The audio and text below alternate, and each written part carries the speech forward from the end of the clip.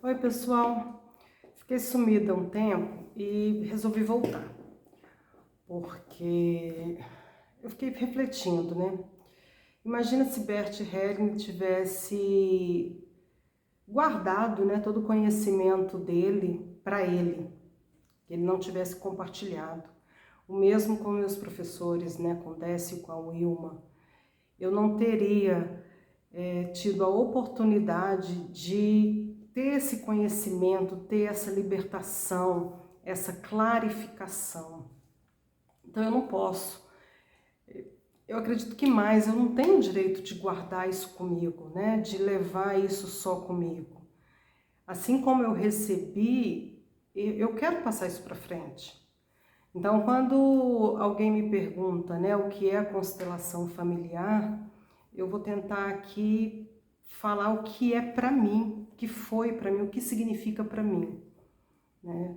Posso aqui, vou falar aqui dos conceitos, da forma, da representatividade, mas constelação familiar para mim é postura, é a gente se colocar como protagonista da nossa vida, né, por muito tempo, mas muito tempo mesmo eu me coloquei no papel de vítima. Então a vida vai fazendo aquilo comigo, as pessoas vão fazendo aquilo comigo, e quando a gente está no papel de vítima, a gente não tem o que fazer, né? O poder está na mão do outro.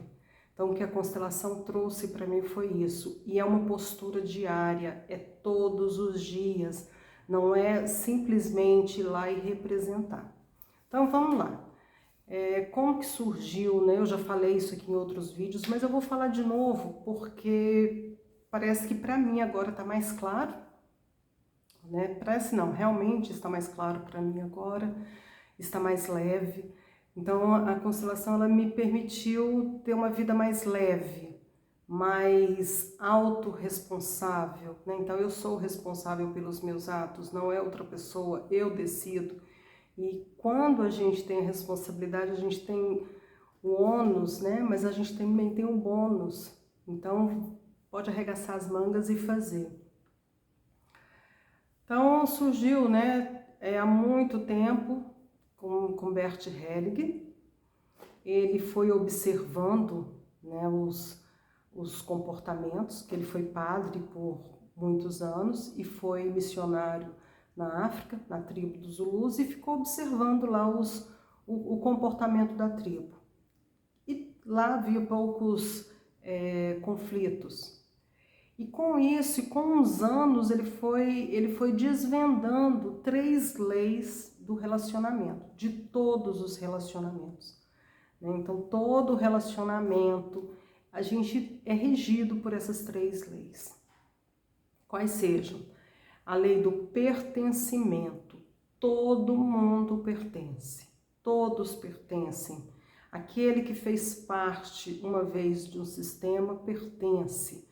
A lei da ordem, quem chegou antes e ponto. A lei do equilíbrio, o equilíbrio entre o dar e o receber.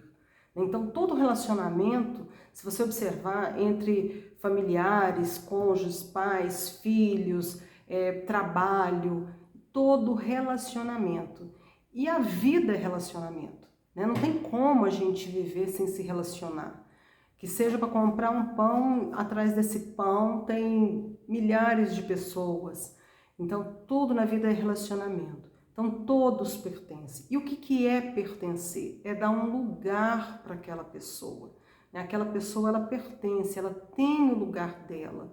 Então, no meu coração, ela tem o lugar dela. Eu não estou falando aqui que que a gente precisa receber todo mundo na nossa casa, ficar de ti, sabe? Não é esse tipo de pertencimento, não é esse tipo de relacionamento.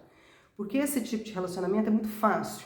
Eu recebo, eu faço um café, eu faço um lanche, é perfeito. Na hora que a pessoa vira as costas, eu sinto um alívio. Não, eu dar o pertencimento mesmo. Eu posso nunca mais ter que encontrar com essa pessoa, eu posso não querer mais me relacionar com ela, mas eu dou um lugar para ela no meu coração, entendeu? E ela tem o lugar dela no meu sistema. O lugar dela está internamente respeitado. A ordem, quem veio antes e ponto. né? Então, quem nasceu antes, ele tem prioridade de quem vem depois. Porque se eu sou a filha mais velha, eu peguei uma mãe que não sabia nem trocar fralda, não sabia amamentar. Então, o que vem depois já pega uma mãe mais experiente. Se eu comecei numa nova empresa, eu posso ser a bambambam no assunto da qual eu fui contratada, mas sobre aquela empresa eu sou a última, eu pouco entendo.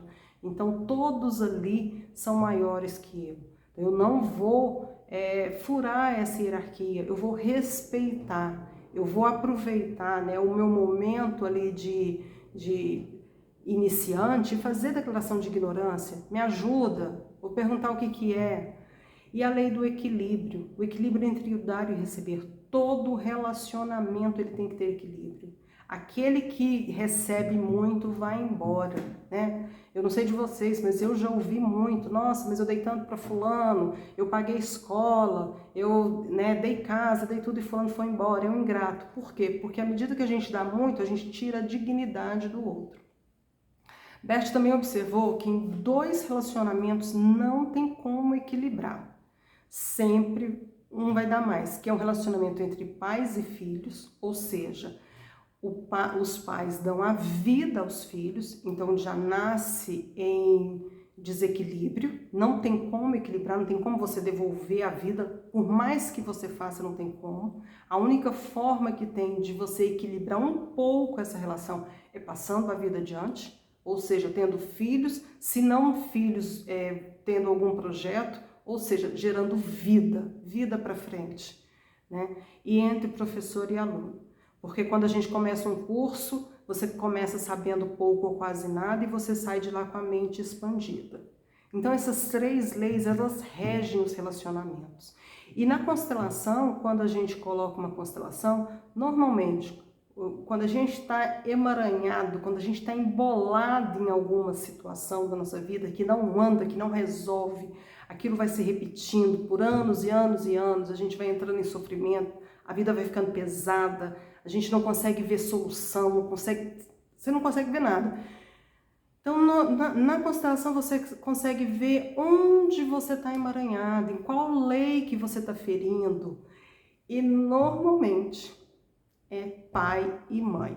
É quando a gente tem alguma coisa na vida da gente que para frente não está andando, que está emaranhado, que está bagunçado, a gente pode virar para trás, olhar para os nossos pais e ver onde a gente os está julgando, sabe, condenando, criticando, ou ainda lá na criança exigindo atenção, né? Exigindo uma forma de amparo. E aí, esse ato, né, da constelação, de você ir lá e visualizar isso, de você ver, se você está aberto para ver isso, não tem como você desver, né? Não tem como você não ver mais aquilo. Aí você vai ter que trabalhar. Então não é mágica, não é fazer uma constelação e tudo está resolvido. Isso não existe, a gente não vive no mundo de carochinhas. Olha, não é espiritismo, não tem nada de espiritismo, é só uma forma mais rápida de o inconsciente tornar consciente. E uma vez que a gente toma consciência da situação, a gente tem que arregaçar as mangas. O que eu tenho que fazer? Tá, então eu vou tomar a vida dos meus pais da forma como eles são, né? Porque eu não calcei a sandália deles, eu não vivi o que eles viveram. Então eu vou ter que estudar para passar em determinada prova, eu vou ter que pagar minhas contas, enfim, sabe? É viver, na realidade, viver com leveza, com muita leveza. Não é ficar olhando o que não deu certo. Se nós estamos vivos hoje, conseguindo sobreviver, deu certo. Cara, deu certo. Então, esse juízo de valor que a gente faz de experiência, isso foi bom, isso foi ruim. Não, foram experiências que nos tornaram o que a gente é hoje. É simples assim, então não tem esse juízo de valor, porque isso é muito ruim, isso aqui é muito bom.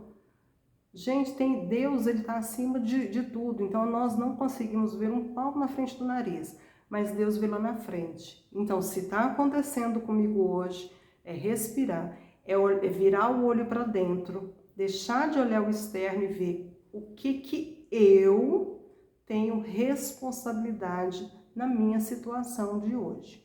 Qual é a minha responsabilidade? O que eu posso fazer? Porque quando eu assumo esse papel de autorresponsável, eu vou arregaçar as mangas e eu vou fazer. Então eu não vou depender de governo, eu não vou depender de filho, eu não vou depender de patrão, eu não vou depender de ninguém. Eu vou fazer, eu vou estar no comando da minha vida.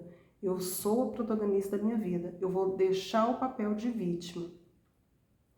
Então, isso aqui é um pouco, tá? É assim, eu espero ter essas conversas bem pé no chão mesmo, sabe? Assim, os encontros da constelação, eles são bem profundos, porque você coloca pessoas que não te conhecem, que não sabem da sua história. Quando ela vai te representar, vem à tona aquilo que está no seu inconsciente.